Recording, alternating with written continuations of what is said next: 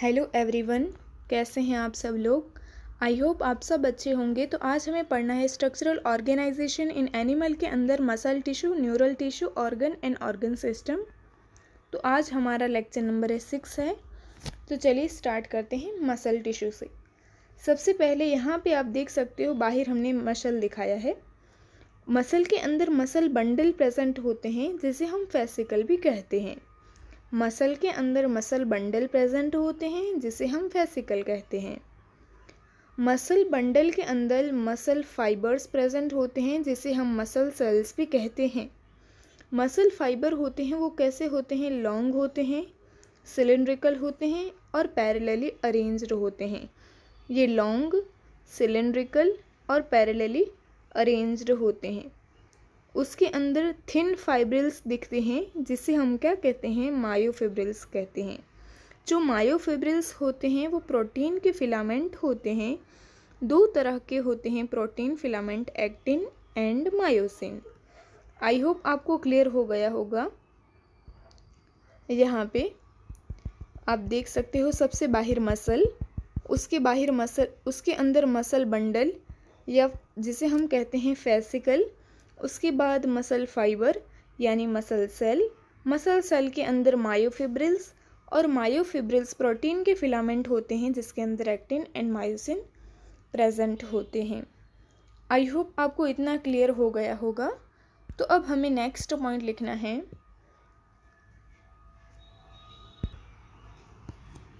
जो मसल होते हैं वो कैसे होते हैं, मसल के सेल होते हैं वो लॉन्ग होते हैं, सिलेंड्रिकल होते हैं और पैरेलली अरेंज्ड होते हैं। उसके बाद जो मसल सेल्स होते हैं जिसे हम मसल फाइबर कहते हैं, उसके अंदर फाइन फिब्रिल्स प्रेजेंट होते हैं जिसे हम मायोफिब्रिल्स कहते हैं। जो मसल फाइबर होते हैं वो कॉन्ट्रैक्ट भी हो सकते हैं और रिलैक्स भी हो सकते हैं। कॉन्ट्रैक्ट भी हो सकते हैं और रिलैक्स भी हो सकते हैं। कॉन्ट्रैक्ट होते हैं तो क्या हो जाती है, उनकी लेंथ शॉर्ट हो जाती है। तो हम लिखें कॉन्ट्रैक्ट होते हैं तो क्या हो जाते हैं, मसल फाइबर शॉर्ट हो जाते हैं। और फिर रिलैक्स होते हैं तो लेंथन हो जाते हैं यानी लंबे हो जाते हैं और वो वापस अनकॉन्ट्रैक्टेड स्टेट में भी आते हैं। तो हम लिखें and return to there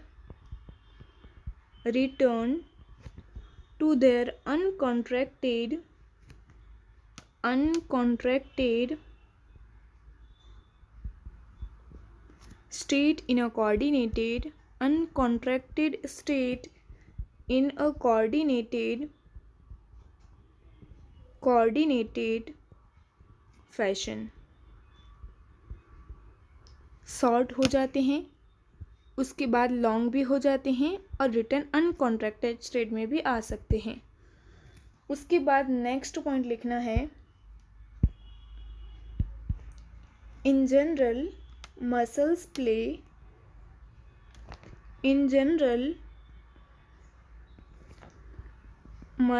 play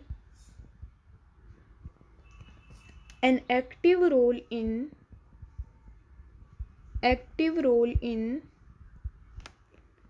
all the movement of the body. All the movement of the body. All the movement of the body यानी सभी तरह के मूवमेंट में मसल एक्टिवली पार्टिसिपेट करते हैं। उसके बाद 3 तरह के मसल होते हैं, skeletal, smooth and cardiac. 3 type के होते हैं कार्डियक। तो हमें सबसे पहले देखना है स्केलेटल मसल। स्केलेटल मसल किसके साथ अटैच्ड होते हैं, स्केलेटल बोन्स के साथ। कैसे होते हैं, सिलेंड्रिकल होते हैं। कैसे होते हैं, सिलेंड्रिकल होते हैं। मसल फाइबर कैसे होते हैं, यानी मसल सेल सिलेंड्रिकल। आप देख सकते हो ये कैसे हैं, सिलेंड्रिकल है। क्लोजली अटैच किसके साथ अटैच होते हैं, attach to skeletal bones, skeletal bones. यहाँ पे हमने स्केलेटल मसल का डायग्राम दिखाया है, एनसीईआरटी का है। उसके बाद वो वॉलेंट्री होते हैं, यानी हमारी इच्छा से वो काम करते हैं। तो कैसे होते हैं? वॉलेंट्री, अपनी मर्जी से हम उसे काम करवा सकते हैं, वॉलेंट्री मसल होते हैं। उसके बाद कैसे होते हैं? सिलेंड्रिकल होते हैं, हमने यहाँ पे देखा सिलेंड्रिकल होते हैं।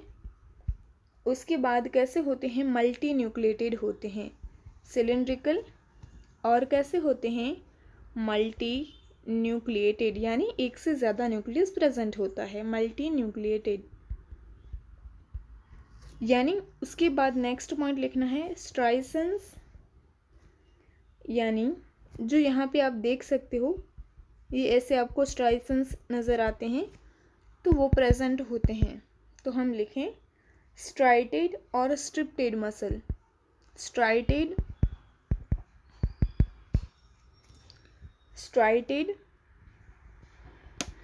और स्ट्रिप्ड मसल। मसल फाइबर होते हैं, वो किस में होते हैं? बंडल में होते हैं और पैरेलली अरेंज्ड होते हैं। तो लिखें muscle fibres are bundled, muscle fibres are bundled, bundle में प्रेजेंट होते हैं और पैरेलली अरेंज्ड होते हैं, इन अ पैरेलल फैशन। हमने जो मसल वाला हमने देखा डायग्राम, उसमें हमने बताया जो मसल फाइबर होते हैं वो कैसे अरेंज्ड होते हैं? पैरेलली अरेंज्ड होते हैं। यहाँ पे हमने आपको दिखाया। उसके बाद इन अ पैरेलल फैशन कैसे प्रेजेंट होते हैं? पैरेलली अरेंज्ड होते हैं। उसके बाद कनेक्टिव टिश्यू की लेयरिंग होती है। तो हम लिखें, नेक्स्ट पेज पे ही लिखते हैं, a sheath of tough connective tissue, tough connective tissue को हम CT से बताते हैं, encloses several bundles of muscle fibers, यानी मैंने आपको दिखाया कनेक्टिव टिश्यू प्रेजेंट होता है, sheath of tough connective tissue includes several bundle of muscle fibre. जो मसल फाइबर के जो बंडल होते हैं वो किससे इंक्लोज होते हैं? कनेक्टिव टिश्यू से। किससे इंक्लोज होते हैं? कनेक्टिव टिश्यू से। आई होप आपको इतना क्लियर हो गया होगा। उसके बाद इसका एग्जाम्पल हमें लिखना है। जैसे एग्जाम्पल के तौर पे हम लिख सकते हैं facial muscle, facial muscle, facial muscle, facial muscle, उसके बाद बाइसेप्स एक्सेट्रा। तो फटाफट से हम रिवाइज कर लेते हैं। स्केलेटल मसल से attach to skeletal bone, skeletal bone से अटैच होते हैं, वॉलंटरी होते हैं, सिलेंड्रिकल होते हैं, मल्टी न्यूक्लिएटेड होते हैं, स्ट्राइसन्स हमें दिखते हैं, स्ट्रिप्टेड मसल कहते हैं। जो मसल फाइबर होते हैं यानी मसल सेल्स वो बंडल में प्रेजेंट होते हैं और पैरेलल फैशन में रहते हैं। जो मसल फाइबर और जो मसल सेल्स हम जिसे कह सकते हैं उसके बाहर जो बंडल में रहते हैं उसके बाहर क्या होता है? टफ कनेक्टिव टिश्यू की लेयरिंग होती है जो इसे इनक्लोज करती है। इसके एग्जाम्पल हैं facial muscle, biceps muscle etcetera. अब हमें पढ़ना है स्मूथ मसल। अब हमें क्या पढ़ना है? Smooth muscle. स्मूथ मसल कैसे होते हैं? यूनी न्यूक्लिएटेड होते हैं। लिखें हम यूनी न्यूक्लिएटेड, यानी सिंगल न्यूक्लियस प्रेजेंट होता है। वो कैसे होते हैं? टेपर एट बोथ एंड, दोनों एंड से कैसे होते हैं? टेपर्ड होते हैं, ऐसे प्रेजेंट होता है स्मूथ मसल। तो हम लिखें taper at both ends, taper at both ends. उनके अंदर स्ट्राइसन्स नहीं प्रेजेंट होते। जैसे यहाँ पे हमने स्केलेटल मसल के अंदर हमने स्ट्राइसन्स देखे, वैसे स्मूथ मसल के अंदर ऐसे स्ट्राइसन्स प्रेजेंट नहीं होते हैं। तो हम लिखें यहाँ पे स्ट्राइसन्स एब्सेंट होते हैं, स्ट्राइसन्स एब्सेंट होते हैं, यहाँ पे स्ट्राइसन्स नहीं होते हैं। सेल जंक्शन होते हैं, वो क्या करते हैं, उनको जोड़ के रखते हैं बंडल को। तो पॉइंट लिखिए, cell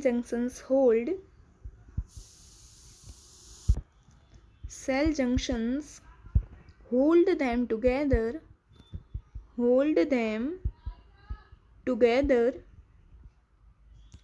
and they are bundled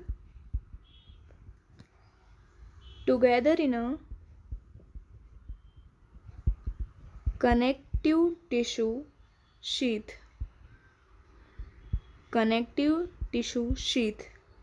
यानी जो सेल जंक्शंस होते हैं वो होल्ड करके रखते हैं, और वो बंडल के अराउंड क्या प्रेजेंट होता है, कनेक्टिव टिश्यू प्रेजेंट होता है।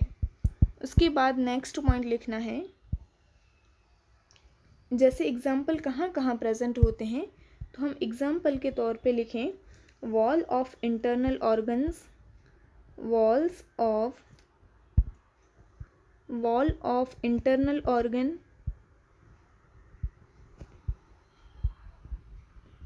such as blood vessels। कहाँ प्रेजेंट होते हैं, blood vessels, stomach and intestine contains these type of muscle tissue। यानी कहाँ कहाँ पे स्मूथ मसल प्रेजेंट होती है, इंटरनल ऑर्गन जैसे blood vessel, stomach, intestine etcetera. उसके बाद नेक्स्ट पॉइंट लिखना है, वो कैसे होते हैं, इनवॉलेंट्री होते हैं। जैसे स्केलेटल मसल्स वॉलेंट्री होते हैं, स्मूथ मसल्स कैसे होते हैं, इनवॉलेंट्री होते हैं, उनको हम अपनी मर्जी से काम नहीं करवा सकते, तो इनवॉलेंट्री होते हैं। और उनका मेन फंक्शन क्या होता है, मेन फंक्शन क्या होता है उनका, मूवमेंट के अंदर होता है, बट जो उनका फंक्शन होता है वो हम डायरेक्टली कंट्रोल नहीं कर सकते। तो हम लिखें functioning can not be directed control. Functioning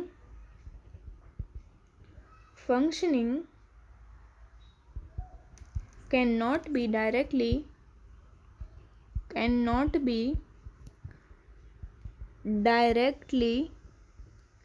controlled. जो फंक्शनिंग होती है वो हम डायरेक्टली कंट्रोल नहीं कर सकते हैं। स्ट्राइसन्स एब्सेंट होते हैं, यूनिन्यूक्लिएटेड होते हैं,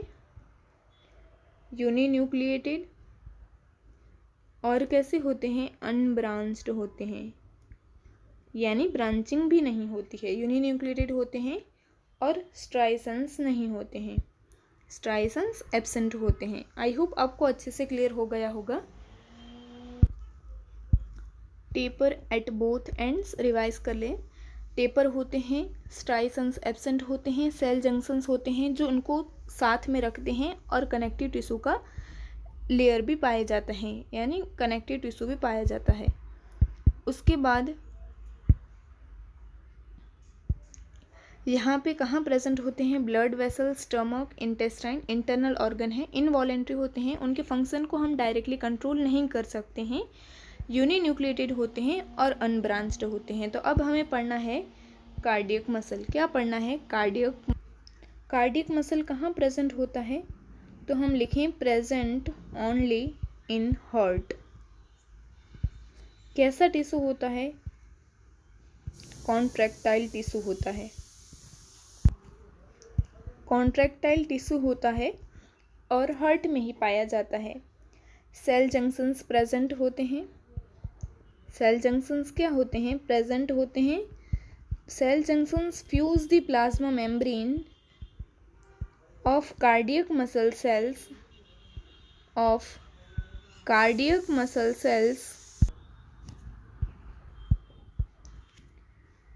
and make them stick together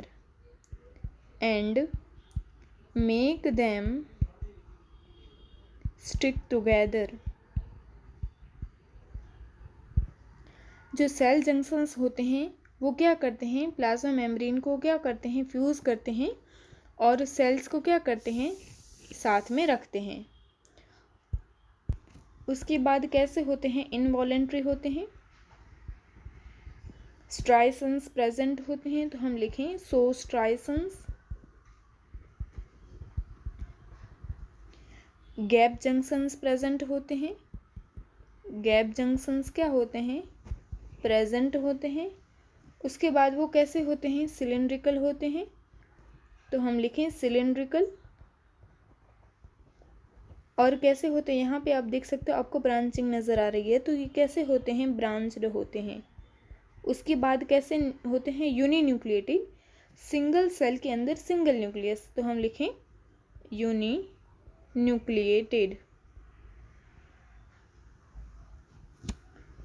cylindrical होते हैं, ब्रांच्ड होते हैं और यूनिन्यूक्लिएटेड होते हैं। उसके बाद कम्युनिकेशन जंक्शन प्रेजेंट होते हैं। नेक्स्ट पॉइंट लिखिए, कम्युनिकेशन जंक्शंस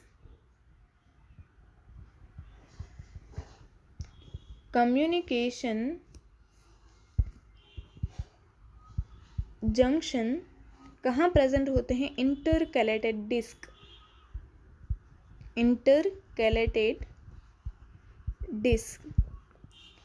इंटरकैलेटेड डिस्क आपको यहाँ पे नज़र आ सकती है। ये आपको आपने देखा है ना, ये ब्लैक कलर का, ये क्या है? Intercalated disc. तो जो कम्युनिकेशन जंक्शन होते हैं कहाँ प्रेजेंट होते हैं? At some fusion points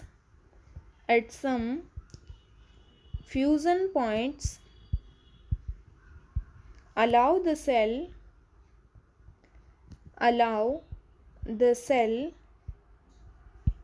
to contract as a unit,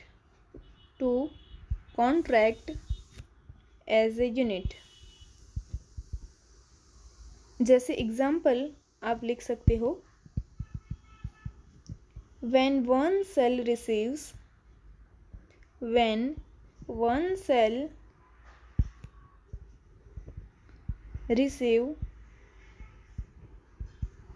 a signal to contract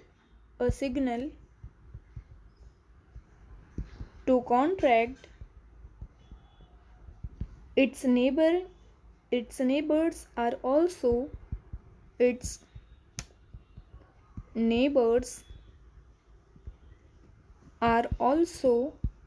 stimulated to contract। यानी यहाँ पे जो कम्युनिकेशन जंक्शन होते हैं एट सम फ्यूजन पॉइंट पे होते हैं, वो क्या करते हैं? Contract as a unit. वो क्या करवाते हैं? एज अ यूनिट को कॉन्ट्रैक्ट करवाते हैं, सेल को कॉन्ट्रैक्ट करवाते हैं। जब एक सेल कॉन्ट्रैक्ट होता है तो उसके नेबरिंग सेल भी कॉन्ट्रैक्ट होते हैं। आई होप आपको इतना क्लियर हो गया होगा। यहाँ पे आप देख सकते हो हार्ट के अंदर प्रेजेंट होती है, कॉन्ट्रैक्टाइल टिश्यू है, सिलिंड्रिकल, ब्रांच्ड और यूनिन्यूक्लिएटेड होती है, इनवॉलेंट्री होती है। उसके बाद सेल जंक्शंस प्रेजेंट होते हैं, गैप जंक्शन प्रेजेंट होते हैं। वो प्लाज्मा मेम्ब्रेन क्या कर जाती है? फ्यूज़ कर जाती है of cardiac muscle cells and make them stick together. Plasma membrane fuse कर जाती है और वो एक साथ रहते हैं सेल। आई होप आपको इतना क्लियर हो गया होगा। उसके बाद नेक्स्ट जो कम्युनिकेशन जंक्शन होते हैं सम फ्यूज़न पॉइंट पर, जो क्या अलाउ करते हैं? Contract as a unit. यानी एक सेल जो रिसीव करता है सिग्नल तो उससे कॉन्ट्रैक्ट होता है, तो उसका नेबरिंग सेल होता है वो भी स्टिमुलेटेड टू कॉन्ट्रैक्ट। यानी एक सेल स्टिमुलेशन से कॉन्ट्रैक्शन होता है उसके अंदर, तो उसका नेबरिंग सेल के अंदर भी कॉन्ट्रैक्शन होता है। आई होप आपको इतना क्लियर हो गया होगा। तो यहाँ पे हमारे skeletal, smooth and cardiac muscle finish होते हैं। तो अब हमें पढ़ना है neural tissue.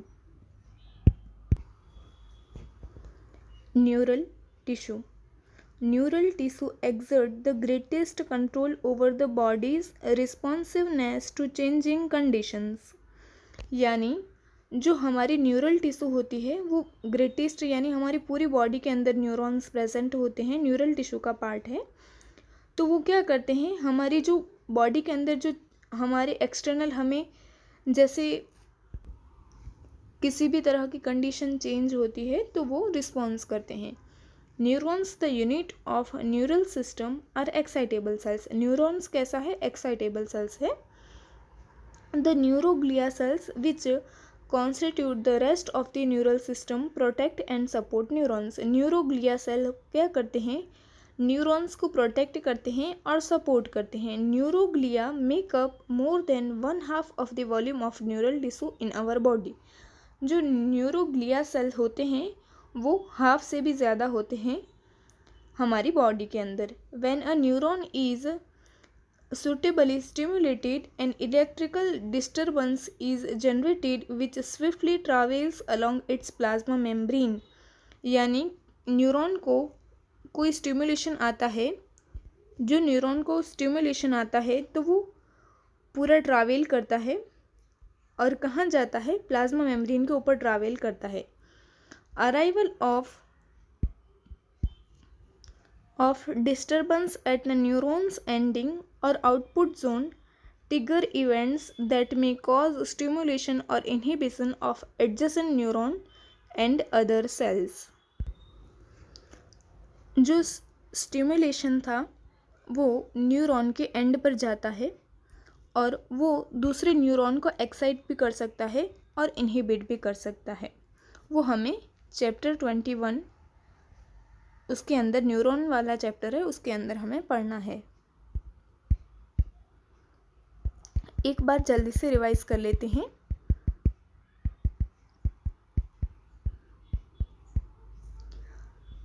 Neural tissue exert greatest control over the bodies responsiveness changing condition. जो हमारी कंडीशन चेंज होती है तो वो न्यूरॉन क्या करता है, ग्रेटेस्ट कंट्रोल है उसका, वो रिस्पॉन्स करता है। Neurons the unit of neural system are excitable cells. Neuron क्या है, एक्साइटेबल सेल्स है। न्यूरोग्लिया सेल्स होते हैं वो क्या करते हैं, न्यूरॉन को क्या करते हैं, प्रोटेक्ट एंड सपोर्ट करते हैं। Neural system protect and support. Neurons होते हैं, न्यूरोग्लिया सेल्स होते हैं वो हाफ से भी ज़्यादा वॉल्यूम कवर करते हैं न्यूरल टिश्यू का हमारी बॉडी के अंदर। When a neuron is suitably stimulated, an electrical disturbance is generated which swiftly travel along the plasma membrane। जो जब न्यूरॉन स्टिमुलेट होता है तो उसका जो स्टिमुलेशन होता है वो प्लाज्मा मेम्ब्रेन के थ्रू जाता है और नेक्स्ट न्यूरॉन तक जाता है और वो नेक्स्ट न्यूरॉन को एक्साइटेबल भी कर सकता है और इनहिबिट भी कर सकता है। Arrival of disturbance at neurons ending और output zone triggers event that may cause stimulation or inhibition of adjacent neuron and other cells। Neuron को भी कर सकता है और दूसरे सेल्स को भी कर सकता है। आई होप आपको इतना क्लियर हो गया होगा। अब हमें पढ़ना है ऑर्गन एंड ऑर्गन सिस्टम।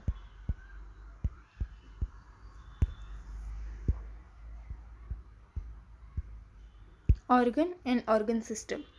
तो मल्टी सेलुलर ऑर्गेनिज्म के अंदर क्या होता है, जो टिश्यू होते हैं वो मिलकर क्या बनाते हैं, ऑर्गन, और ऑर्गन मिलकर बनाते हैं ऑर्गन सिस्टम। तो चलिए हम स्टार्ट करते हैं। The basic tissue as you learn in earlier classes, organism to form organ which is turn associated to form organ system in multi cellular organism. Tissue से ऑर्गन और ऑर्गन से organ system बनता है। Such an organization is essential for more efficient and better coordinated activities of millions of cells constituting an organism।